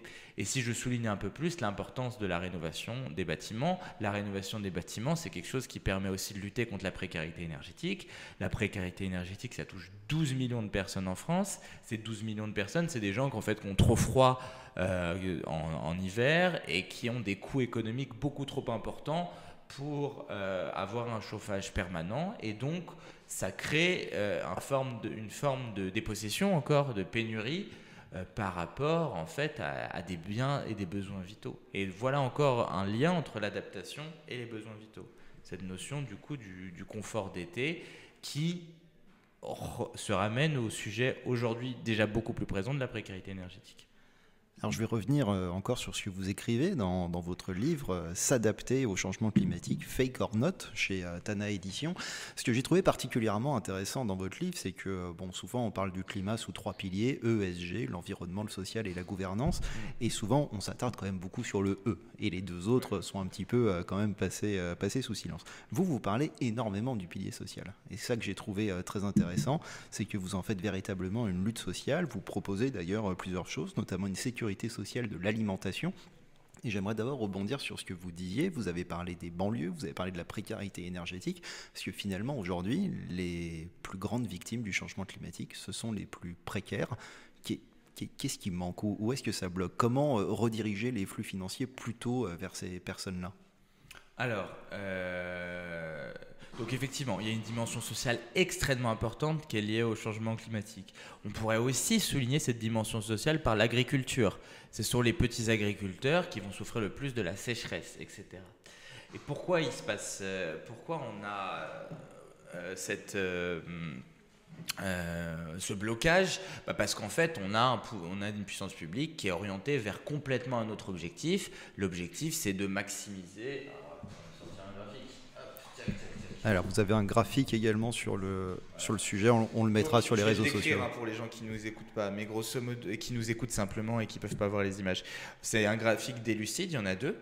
Et donc, en fait, vous voyez par exemple qu'une des grandes tendances de la puissance publique, c'est ce qu'on appelle les aides publiques aux entreprises. Ça fait 160 milliards d'euros par an qui sont dépensés en dégrèvement d'impôts pour les grandes boîtes. L'idée, c'est quoi? C'est que, en fait, on est dans un marché mondialisé large. Si on est dans un marché mondialisé large, il faut que nos entreprises nationales soient les plus compétitives possibles. Et encore, ça ne touche pas que les entreprises nationales, pour qu'elles puissent créer de l'emploi. Et sauf qu'en fait, pour que ça soit national, pour maximiser la croissance de leurs profits, il faut les subventionner. C'est ce qu'on appelle la politique de l'offre. Et donc aujourd'hui, on a à peu près 160 milliards d'euros par an qui en fait vont être liés à du dégrèvement d'impôts pour les grandes boîtes, et en tout cas des formes de subventions. Et ça provoque un effet qui est très important, ça provoque un enrichissement des personnes qui sont déjà les plus riches dans notre société, parce que c'est des personnes qui ont la propriété lucrative de ces entreprises-là. Et donc tout est orienté par ça, cette politique de l'offre, et cette politique de l'offre, du coup, elle grève des moyens d'une forme de bifurcation d'intérêt général. C'est-à-dire que fondamentalement, si on donne toujours plus d'argent public à des acteurs qui en ont déjà beaucoup, pour qu'ils soient plus compétitifs dans la mondialisation, on a l'austérité budgétaire pour tout le reste. Et c'est une chose qu'on voit par exemple sur l'état de nos services publics. C'est pas quelque chose de nouveau. qu'on est dans une forme de politique qui est très très très orientée vers la compétitivité extérieure, vers une forme, c'est ce qu'on appelle classiquement le néolibéralisme, pour aller très très vite. Et donc en fait on a une puissance publique qui est mise au service des intérêts privés parce qu'on pense que les intérêts privés sont confondus avec les intérêts nationaux et du coup tout devient la marge par rapport, tout le reste, c'est à la marge de cette politique-là. Et donc, on n'a pas les moyens budgétaires pour faire et surtout, on ne se donne pas les moyens de planifier quelque chose qui soit alternatif. Et c'est pour ça, et c'est ça sur lequel je voulais insister dans ce livre-là, c'est que l'adaptation, elle n'est pas possible dans le statu quo. C'est-à-dire que les chantiers sont tellement importants qu'il va falloir une réorientation complète de la puissance publique autour, en fait, de la satisfaction des besoins pour qu'on puisse avoir quelque chose qui soit rationnel par rapport à ce qu'on va affronter. Aujourd'hui, du coup, ça se caractérise par deux choses. Ce qu'on appelle la planification de la robustesse. La planification de la robustesse, on en a parlé avec les villes, c'est tout ce que j'essaie de définir sur des formes d'adaptation d'intérêt général. Il y a aussi, si on parle une seconde de la question agricole, il faut qu'on arrive à mettre en place une forme d'hydrologie régénérative dans notre agriculture. Donc vous connaissez peut-être l'agroécologie et l'agroforesterie. L'hydrologie régénérative, c'est quelque chose d'assez différent. Enfin, c'est quelque chose qui est complémentaire de ces deux pratiques-là. C'est un concept qui vient notamment de l'Association pour une hydrologie régénérative de Charlène Descolonges. Et l'idée, c'est quoi ? C'est en fait, on va utiliser la topographie des surfaces agricoles pour ralentir la circulation de l'eau sur ces parcelles agricoles. Comment on va faire ? On va faire plein de petites baissières, plein de petites retenues collinaires avec sol désimperméabilisé pour qu'en fait, lorsqu'on a un excès d'eau, tout ne dévale pas sur la pente, mais qu'on ait plein de petites mares et en fait, qu'on réhydrate progressivement les sols. Et dans notre agriculture, on va coupler ça avec des techniques d'agroécologie, donc notamment la rotation de culture, notamment on va utiliser, on va limiter, on va bannir les pesticides et les engrais. En fait, on va remettre de la vie dans nos sols. Et on va rajouter à ça de l'agroforesterie, c'est-à-dire des arbres. Pourquoi ? Parce que les arbres, ils ont cette capacité incroyable de faire de l'ombrage, donc de protéger au trop chaud. Et surtout, les arbres, c'est les meilleurs climatiseurs. C'est-à-dire qu'en fait, les arbres, quand ils ont des racines profondes, au moment où il fait trop chaud, un arbre, ça peut transpirer une centaine de litres d'eau par jour. Et lorsque vous mettez un arbre sur une parcelle agricole, en fait, au moment où c'est la catastrophe parce qu'il fait trop sec, les racines de l'arbre peuvent aller puiser de l'eau plus en profondeur pour aller irriguer tout le sol, tout l'écosystème proche de l'arbre. Et de même, du coup, l'arbre, il séquestre de l'eau, il en stocke et il le stocke en le restituant quand il faut. Donc ça, fondamentalement, c'est quelque chose de très important à mettre en place dans notre agriculture. Et en fait, on pourrait décliner ces chantiers à énormément de territoires. Je le fais par exemple dans le cours que j'ai fait pour la plateforme Sator, où je fais par territoire, en fait, toutes ces grandes orientations d'adaptation robuste qu'on pourrait prendre. Et je termine un propos que j'ai commencé du coup au tout début du podcast, j'ai dit qu'il y avait deux choses sur le changement climatique en France. J'avais dit les rhinocéros gris. Mais il y a aussi les cygnes noirs. C'est-à-dire qu'en fait, il y a des choses avec le changement climatique qu'on ne va pas pouvoir anticiper. Le gros problème avec l'adaptation 4 degrés, et moi quelque chose qui m'énerve beaucoup, dans tous les documents qui sont publiés par le ministère de la Transition écologique, il y a marqué un truc, il y a marqué vivre à 4 degrés, sans point d'interrogation. Et comme si c'était une fatalité. Comme si c'était une fatalité, mais comme si c'était possible aussi. Et il n'y a jamais cette réflexion-là sur la possibilité. On fait des modèles, et donc on fait des modèles, et on regarde les rhinocéros gris du vivre à 4 degrés. Si on regarde que les rhinocéros gris, c'est bon. Les rhinocéros gris, on peut s'y adapter. Sauf qu'en fait, on n'anticipe jamais les scénarios de rupture qui vont être liés en fait à cette évolution des conditions d'habitabilité de notre pays, mais aussi de la planète. Par exemple, on a un impact très important du changement climatique, on va avoir un impact très important sur la transition écologique elle-même. Pourquoi ?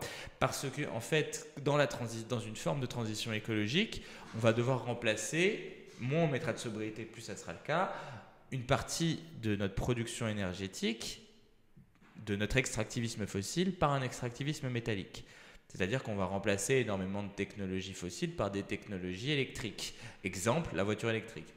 Et donc, ça nécessite d'avoir une augmentation de l'extraction de métaux critiques. Or, ces métaux critiques, ils sont situés dans des zones, ils sont beaucoup plus concentrés que les ressources fossiles d'abord, et ils sont situés sur des zones très souvent qui sont très contraints en termes de stress hydrique.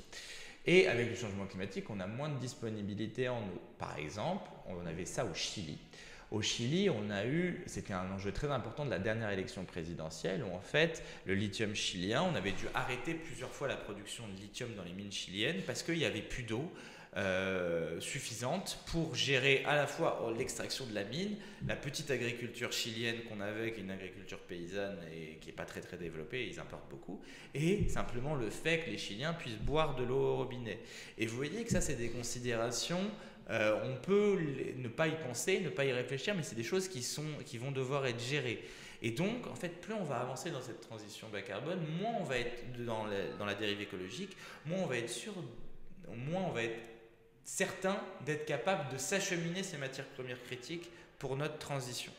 On a aussi, et c'est ça qui est très important, j'en avais parlé à une minute sur les points de bascule, énormément de dynamiques qui pourraient et qui vont créer un emballement climatique. Donc ça, c'est par exemple l'appui très très fort que pose le changement climatique sur les puits de carbone forestiers et océaniques, mais également des phénomènes d'emballement climatique non linéaire, c'est le permafrost, c'est l'assèchement d'une partie de l'Amazonie, la transformation de l'Amazonie en savane, etc.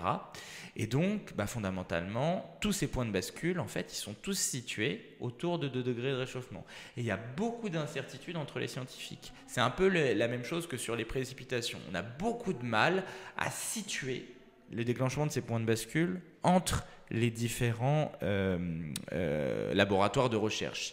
Et donc, quand on doit présenter ça sur les rapports du GIEC, on fait une analyse statistique. Sauf que cette analyse statistique, elle n'a pas beaucoup de sens physique, mais on ne peut pas faire mieux pour le moment.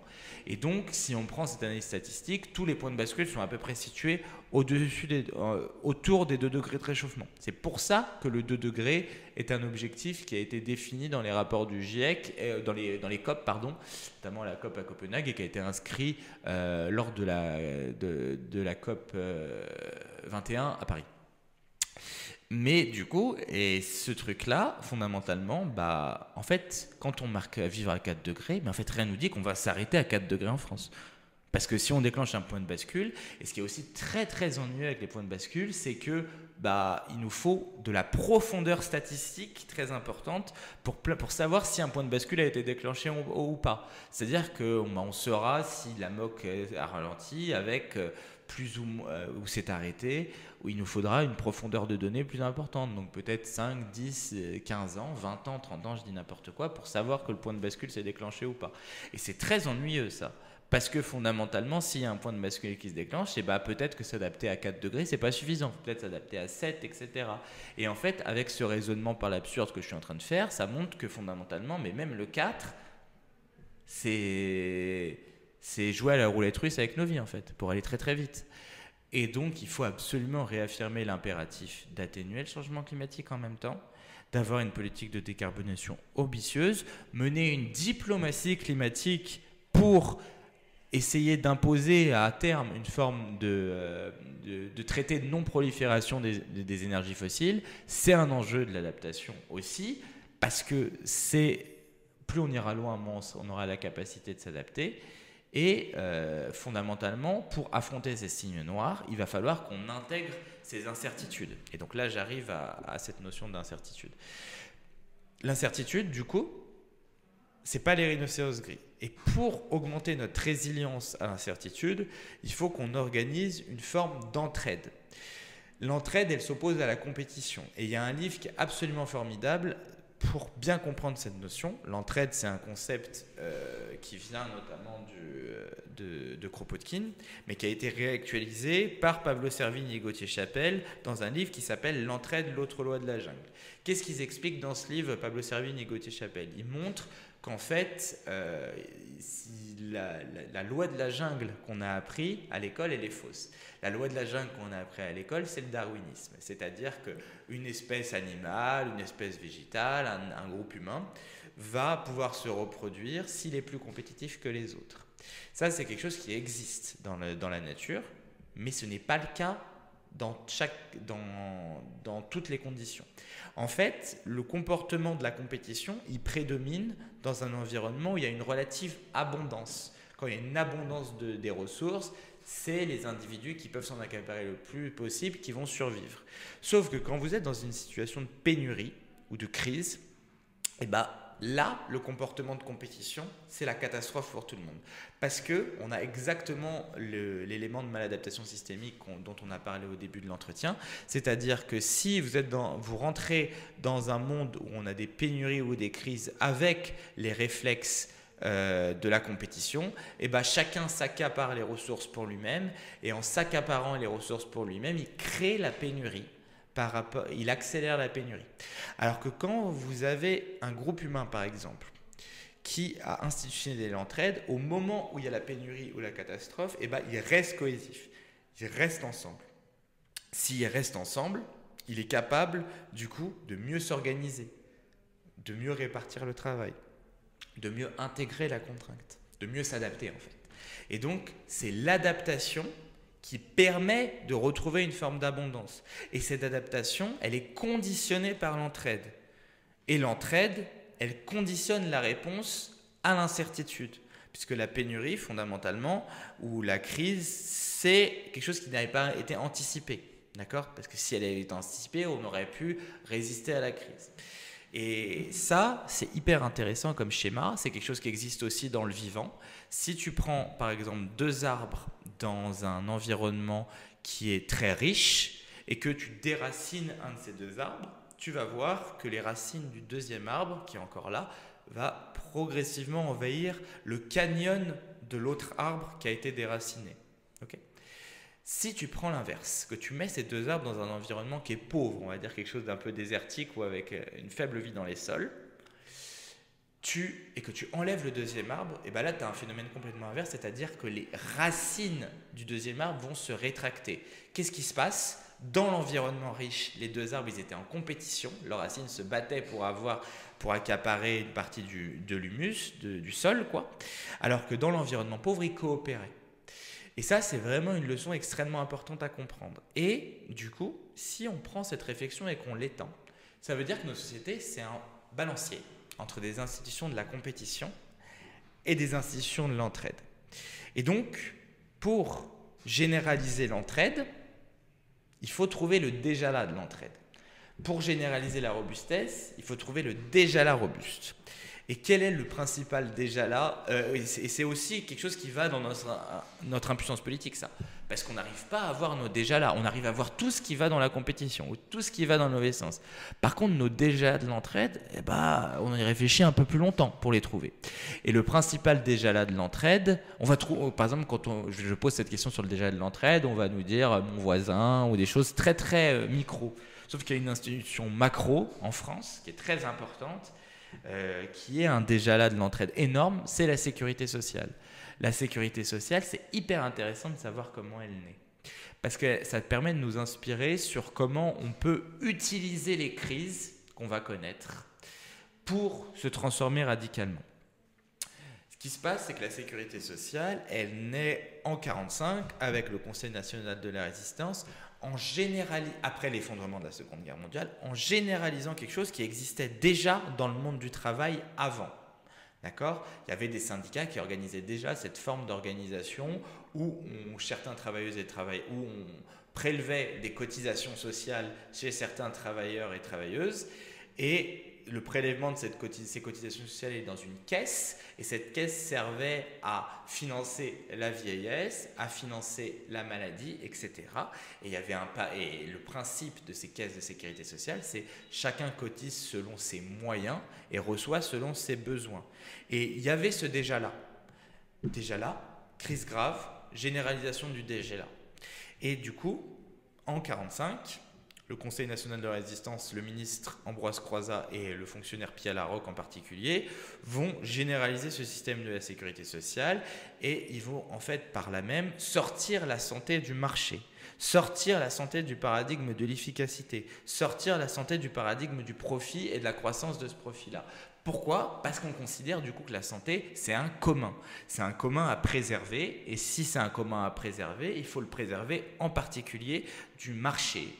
Et je pense qu'il y a très très peu de personnes en France qui seraient aujourd'hui pas touchées par cette histoire, ou en tout cas qui seraient contre de dire que la santé c'est un bien vital. Les Américains se battent beaucoup notamment sur cet aspect-là, notamment depuis Trump, mais avant, en disant que la santé c'est un human right et c'est pas quelque chose qui doit être marchandisé. Et nous, ça nous paraît tout à fait normal en France. Donc c'est bien déjà là hyper puissant à généraliser. Et aujourd'hui, du coup, comment marche notre sécurité sociale ? C'est simplement qu'en fait, on a créé une sphère économique qui marche avec une monnaie marquée. La monnaie marquée, c'est la monnaie que vous avez sur votre carte vitale. Quand vous allez voir votre médecin, vous allez voir uniquement des médecins qui sont conventionnés. Et ce conventionnement permet d'avoir accès à cette monnaie marquée. Et donc, en fait, on a une sphère économique qui marche comme ça. Et chose extrêmement importante avec la sécurité sociale, dans sa version de 45, ça a un peu changé depuis malheureusement, c'est que c'était construit comme un service public non étatique. Ce n'est pas l'État qui gère la sécurité sociale, c'est les représentants des assurés qui gèrent la sécurité sociale. Et du coup, en 45, on a 3/4 des représentants du personnel, donc des représentants des travailleuses et des travailleurs qui gèrent la sécu pour 1/4 des représentants du patronat. Et c'est ça qu'on appelle en France, c'est encore un mot galvaudé qui a perdu son sens, la démocratie sociale. La démocratie sociale, c'est une partie des institutions qui sont auto-organisées par les travailleuses et les travailleurs eux-mêmes, par les salariés, par le monde du travail. C'est très différent, par exemple, de ce qui s'est passé en Angleterre en 1945, au Royaume-Uni, pardon. Au Royaume-Uni, il y a eu ce qu'on appelle le National Health Services et c'était une forme de sécurité sociale, mais du coup très différente puisque tout était géré par l'État. Et quand on regarde par exemple l'état de notre sécurité sociale à nous, aujourd'hui, et l'état du système de santé britannique, le nôtre n'est pas en très bonne forme, mais quand on va voir celui du Royaume-Uni, c'est une catastrophe absolue. Et du coup, c'est un déjà là robuste, un déjà là résilient. Et une fois qu'on a cette réflexion-là, on se dit, mais mince, en fait, on pourrait avoir quelque chose ou construire par la base des nouvelles sécurités sociales. Parce que l'alimentation, c'est aussi c'est ce que vous suggérez dans votre livre, la sécurité sociale de l'alimentation, sur le modèle de la sécurité sociale. Juste une dernière question avant d'aller dans la dernière partie de l'émission, c'est sur une de vos prises de position récentes, c'est sur Donald Trump. Oui. Vous dites que Donald Trump n'est pas climato-sceptique, vous dites que c'est un impérialiste écologique, et ça, c'est pas la même chose. Est-ce que vous pouvez nous expliquer un petit peu la différence entre les deux ? C'est ça. Pour la sécurité sociale de l'alimentation, c'est pas mon idée à moi, c'est quelque chose qui est organisé par plein de collectifs. Et en tout cas, vous l'expliquez très bien dans le livre. J'essaie de le relier parce que pour moi, c'est extrêmement puissant. Ça peut permettre de transformer tout le modèle agricole, en fait, avec un peu le même mécanisme, c'est-à-dire qu'on aurait chacune, dans sa version nationale, 100 € sur une carte vitale de sécurité sociale de l'alimentation. Et ça serait fondamentalement un mécanisme de conventionnement démocratique, c'est-à-dire que, par exemple, à Paris 12... ou à Issy-les-Moulineaux ou à Cachan, on aurait une convention démocratique de l'alimentation qui choisirait, on conventionne les producteurs avec tels critères sur l'eau, sur l'empreinte carbone, etc. Et en fait, on pourrait protéger un marché global qui est un marché aujourd'hui de producteurs qui sont marginalisés par la grande distribution parce qu'ils ont des coûts économiques moins importants. Et donc, grâce à ça, en fait, on aurait une forme de sécurité sociale de l'alimentation qui permettrait d'assurer les besoins et d'organiser par la base une forme de planification robuste. Donc c'est pour ça que ce truc-là est absolument incroyable et il y a énormément d'initiatives qui les construisent par la base et c'est cette construction par la base qui va permettre en fait de le généraliser beaucoup plus vite au moment des crises et des catastrophes parce que les crises et les catastrophes sont aussi des opportunités de transformation parce que c'est quand tout est par terre qu'il faut reconstruire et mieux vaut qu'on ait les bonnes idées au moment de reconstruire. Sur Trump et l'administration républicaine. Moi, j'ai toujours beaucoup de mal avec des réflexions qui disent cet individu est bête, il comprend rien et on a mieux compris que lui et voilà. Parce que quand quelqu'un devient président des États-Unis, il n'est pas bête. Et fondamentalement, son administration n'est pas bête et il a des plans par rapport à ça. Moi, je suis persuadé que l'administration républicaine n'est pas du tout climato-sceptique, qu'elle joue un rôle politique en disant le climato-scepticisme, machin. D'ailleurs, il y a différentes versions du climato-scepticisme. Il y a la version où il n'y a pas d'augmentation de température, ça n'existe plus.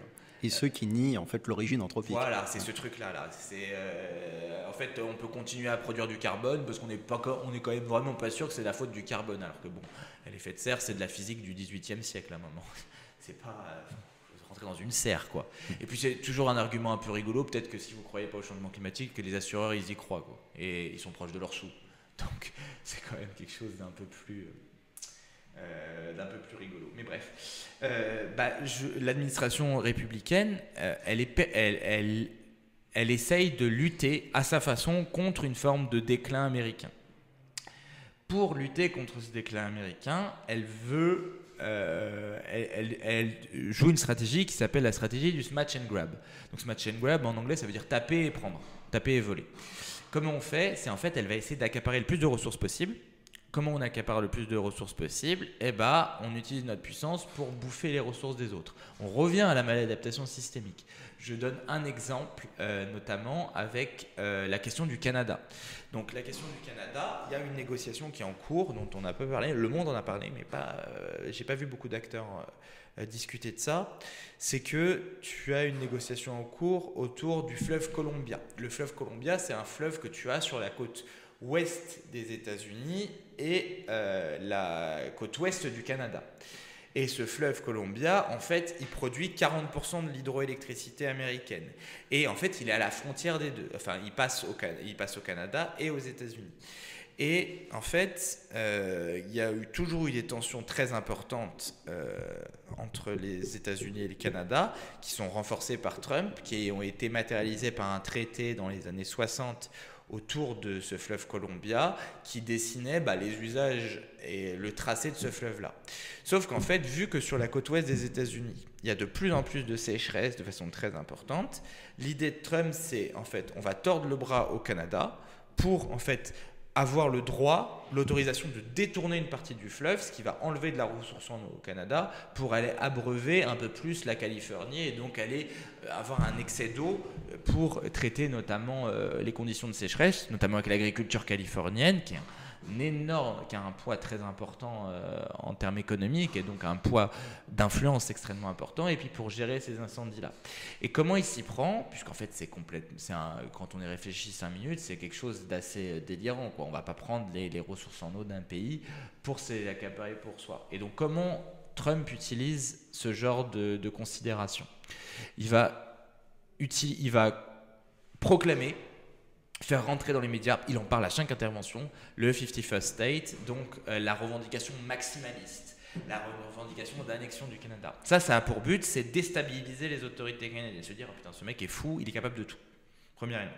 Deuxième chose qu'on va faire, c'est qu'on va taper pour de vrai. Et ça, c'est les droits de douane, c'est-à-dire avoir un coup de massue direct, pas du tout ciblé, contrairement à son premier mandat. Sur son premier mandat, il ciblait les droits de douane. Là, c'est tout azimut, ce qui impacte beaucoup sa base populaire aussi. Ça, c'est aussi une base de fragilité du Trumpisme. C'est-à-dire qu'en fait, en faisant ça, il importe énormément d'inflation. Bon, passons. Et en fait, par rapport à cette situation-là, revendication maximaliste qui fait peur, qui sidère, qui désorganise. 2, éléments réels, il force une négociation qui va lui être favorable, où il part avec un avantage parce qu'il est plus gros. Et donc, il va tenter d'imposer dans ces négociations quelque chose qui était inacceptable, c'est-à-dire le détournement d'une partie de ces ressources-là. C'est un premier élément de l'impérialisme écologique de Trump, cette relation avec le Canada. Il y a 2 autres relations qu'on fait beaucoup parler. C'est la relation avec le Groenland et avec le Panama. Et les 2 sont interprétables aussi par ce prisme de l'impérialisme climatique. Pourquoi l'acquisition du Groenland? Quand tu vois Trump, il va te dire c'est une question de sécurité nationale, d'avoir accès au Groenland. Pourquoi? Parce qu'en fait, avec le changement climatique, les pôles se réchauffent plus vite. Si les pôles se réchauffent plus vite, il y a une route maritime qui va s'ouvrir au nord. C'est la route maritime nord et elle fait gagner 40% de temps de trajet, notamment entre l'Europe et l'Asie et la Chine. Et donc ça, tout le monde va commencer à l'emprunter. Sauf que dans la zone économique exclusive des États-Unis, il n'y a pas d'accès à cette zone maritime nord. C'est dans la zone économique exclusive du Danemark par le Groenland et dans la zone économique exclusive notamment de la Russie. Et la Chine investit énormément dans ce qu'on appelle des routes de la soie arctique, c'est-à-dire aller sur cette zone-là. Et donc lui, avec le Groenland, ce qu'il se dit, c'est qu'il faut absolument qu'on arrive en fait à étendre la zone économique exclusive des États-Unis autour de cette route-là pour contrôler une partie de la route commerciale qui va s'ouvrir et donc rentrer aussi dans une forme de concurrence entre puissances impérialistes avec du coup la Russie et la Chine en enlevant toutes les structures de coopération qui étaient là. Parce qu'il y a une structure de coopération sur ces zones-là, c'est le Conseil de l'Arctique, et fondamentalement, il y a également, et donc aussi, donc il y a cette question de la route maritime, et donc lui, le multilatéralisme, il s'en fout, donc il veut torpiller ça pour avoir un contrôle d'une partie de ces zones maritimes et donc imposer des droits de douane et contrôler géopolitiquement deux puissances qui lui sont rivales, structurellement à l'impérialisme américain, l'impérialisme russe et l'impérialisme chinois. Et autre élément, le Groenland se réchauffe. Le Groenland se réchauffe, ça veut dire qu'il va y avoir des ressources, notamment métalliques, minérales, qui vont devenir accessibles, qui ne l'étaient pas avant. Et donc, drill bébé drill, quoi. Et donc, on va essayer de récupérer ces ressources-là en premier lieu. Et donc, c'est un enjeu géopolitique fondamental. Troisième élément, le Panama, le canal de Panama. Le canal de Panama, c'est un canal où il y a eu beaucoup d'interruptions de passage à cause de la sécheresse du canal de Panama. Et l'argument de Trump, c'était, on l'a donné par erreur, parce qu'avant c'était creusé par les Américains en partie, les États-Unis, pardon, et parce que les États-Unis ne sont pas l'Amérique. Et du coup, ça a été creusé par les États-Unis et puis redonné aux autorités du Panama. Sauf que là, il dit, on va reprendre le contrôle du canal de Panama parce qu'on leur a donné par erreur et parce que China is operating this for too long. Donc la Chine est trop... donne des avantages aux Chinois, quoi. Donc c'est eux qui contrôlent le canal de Panama, donc un truc complotiste bizarre. Et on va faire une revendication maximaliste, c'est-à-dire on prend tout le canal et en fait non, ce qu'il veut négocier. Après peut-être que c'est vraiment, il arrivera à sa revendication maximaliste, il faut pas l'exclure. Mais ou qui tente des interventions militaires ou des choses comme ça. Par contre, c'est certain que lui, ce qu'il veut, c'est forcer une négociation pour avoir des tarifs plus avantageux pour les navires américains qui passent le canal de Panama. Et donc, hop, on se retrouve encore avec une forme de rivalité géopolitique, d'essayer de contrôler les ressources dans une triple confrontation des impérialismes, avec l'impérialisme chinois ici en particulier, et donc d'avoir en fait cette forme d'activité, d'accaparement des ressources. Et dernier élément, tout ce qui se passe autour du réarmement, c'est une forme de subvention de l'industrie de guerre américaine. Avant, il disait 2% sur le premier mandat, maintenant c'est 5%. Et toutes les stratégies de faire peur à l'Europe en mode on enlève nos moyens, on enlève l'OTAN, c'est pour leur faire payer plus sur de l'armement américain. Et donc tout est comme ça. Il a une vision très mercantile de l'affaire.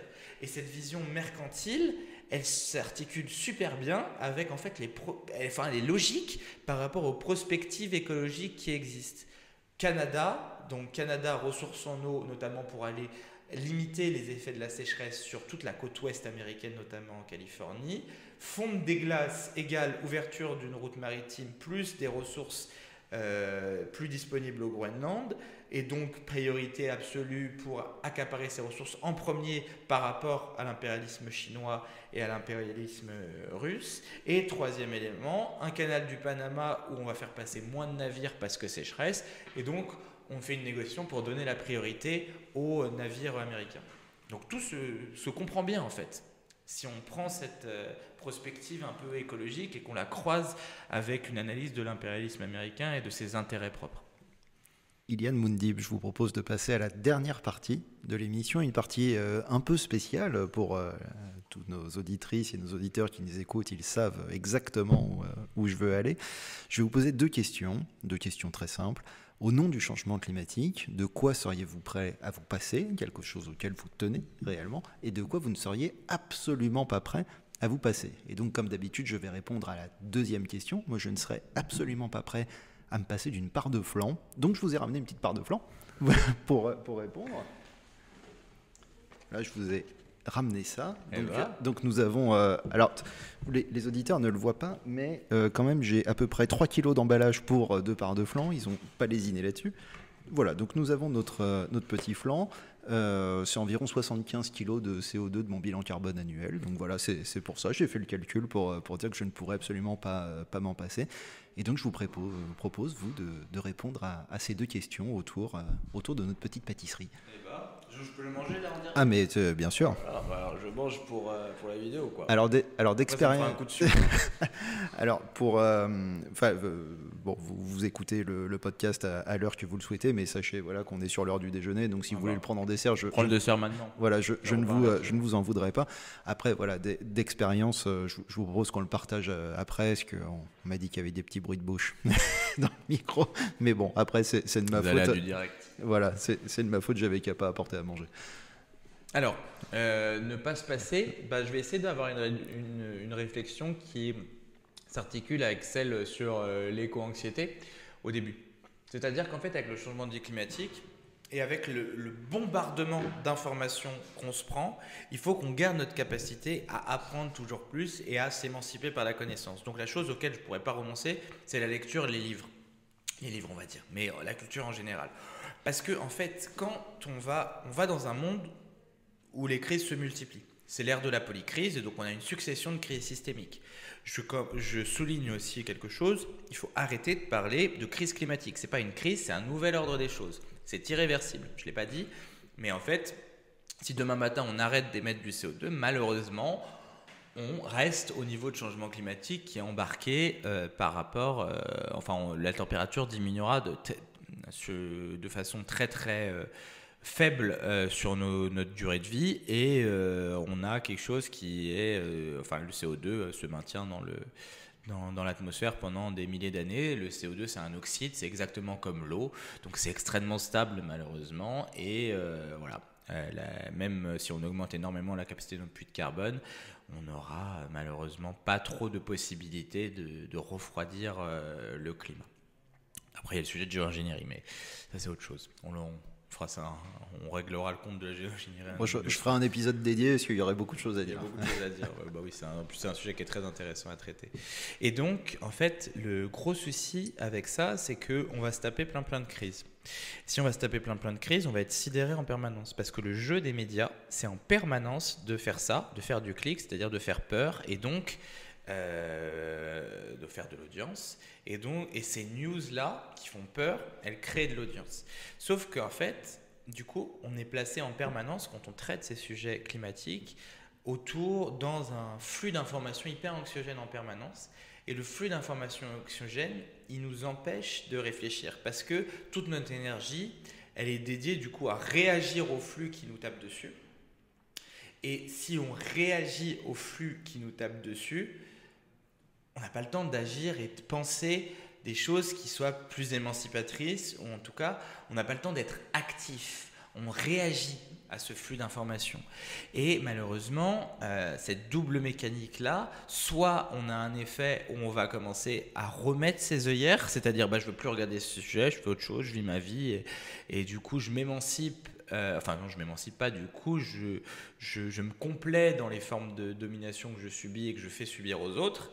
Et donc, je ne travaille plus à l'émancipation collective parce que je ne peux plus affronter ce sujet, j'ai plus de force. Ça va avec le burn-out militant, ça aussi, comme sujet. Et donc, pour moi, ce qu'il faut absolument conserver, c'est la capacité à se protéger de ce flux. C'est vrai que quand en fait on a un sujet tellement énorme, une réponse rationnelle, ça serait de redoubler les efforts en permanence parce que le sujet est énorme et parce qu'il faudrait mettre l'engagement à la hauteur de la dimension du sujet. Sauf qu'en fait, c'est pas un sprint, c'est un marathon. Et donc il faut avoir il faut se ménager des espaces safe, des espaces où on ne pense pas à ça, des espaces où en fait on s'émancipe par d'autres éléments collectifs et qu'on puisse garder dans ces espaces safe la capacité de réflexion, la capacité d'aller voir d'autres choses, la capacité d'augmenter notre compréhension du monde. Et en augmentant notre compréhension du monde, en augmentant notre sensibilité, on augmente notre créativité. Et en augmentant notre créativité, on augmente notre pouvoir d'agir. Donc sur les choses auxquelles on ne pourrait pas se passer, c'est ça, je pense. Et alors, de quoi pourriez-vous vous passer ? Peut-être un bien, un service, de l'alimentation, un voyage, tout ce que vous voulez.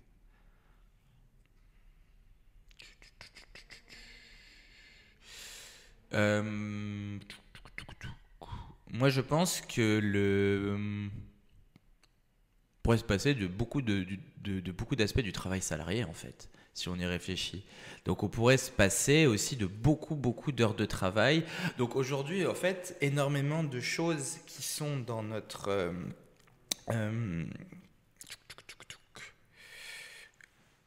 énormément de...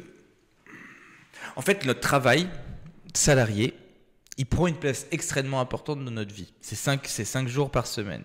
Sauf qu'en fait, quand on a 5 jours par semaine qui sont bouffés par une forme de travail salarié, eh ben, on n'a plus le temps d'avoir cette forme d'émancipation, d'aller réfléchir, etc. Et du coup, la place du travail dans nos vies, c'est quelque chose de fondamental pour repenser en fait pourquoi on n'arrive pas pour penser une forme de notre impuissance politique. Parce que la place du travail, c'est une place c'est 5 jours par semaine dans notre vie où on n'est pas en démocratie. Donc comme disait Jaurès, la révolution a fait le citoyen libre dans la cité, mais sert dans l'entreprise. C'est-à-dire que les structures des entreprises sont des structures qui sont hyper hiérarchiques et qui font intégrer un certain nombre de dominations. Les structures des entreprises, du coup, modèlent une partie de notre psyché autour des institutions de compétition. Elles homogénéisent nos vies. Elles homogénéisent nos rapports au monde, elles nous rendent efficaces et donc pas robustes. Et elles modèlent du coup nos psychés. Et fondamentalement, la place du travail, c'est une place toujours plus importante dans nos vies pour faire vivre l'efficacité contre la performance. Et en fait, pour moi, fondamentalement, et c'est l'idée qui est très très bien développée par un penseur que j'aime beaucoup, qui est André Gortz, en gros, si on ne reprend pas complètement une forme d'écologie aujourd'hui du renoncement pour la transformer en une forme d'écologie libertaire, c'est-à-dire une forme d'écologie où en fait on réinvente jusque notre rapport intime au travail, et bah fondamentalement on va pas arriver à avoir l'énergie mentale pour remettre de la démocratie dans nos sociétés. Et je m'oppose un petit peu à quelque chose qui existe, que je vois tout le temps dans le débat public. On n'est pas là pour défendre nos démocraties, on est là pour les étendre. Parce que si on est sur un registre défensif, c'est-à-dire nos démocraties sont en danger, il faut défendre la démocratie, ben on ne l'enrichit pas la démocratie. Et cette démocratie, elle est hyper imparfaite parce qu'elle se résume en France toujours à un vote tous les 4 ans. Or, c'est ce rapport au travail qui crée en fait une forme pas d'hostilité par rapport à l'écologie, mais une forme de fatalité. C'est-à-dire, on ne va pas y arriver, une forme de fatalisme. C'est ce rapport au travail qui construit le fatalisme, parce qu'on n'a pas le temps de se projeter dans autre chose, dans quelque chose de différent. Et donc, réinventer notre rapport au travail, c'est créer structurellement dans nos vies des espaces de robustesse, qui sont aussi source de créativité, et on va avoir besoin de beaucoup de créativité pour en fait affronter une transition fondamentale et en fait une bifurcation irréversible des conditions d'habitabilité de notre planète. Et du coup, pour ça, il va falloir faire une mesure de sécurité sociale des communs et des besoins, c'est-à-dire d'organiser les institutions du XXe siècle qui permettent de rentrer dans un monde qui est et qui sera pour toujours fluctuant maintenant. Eh bien, ce sera le mot de la fin. Je rappelle votre livre, S'adapter au changement climatique, dans la collection Fake or Not, chez Tana Éditions. Merci beaucoup. Merci beaucoup à toi.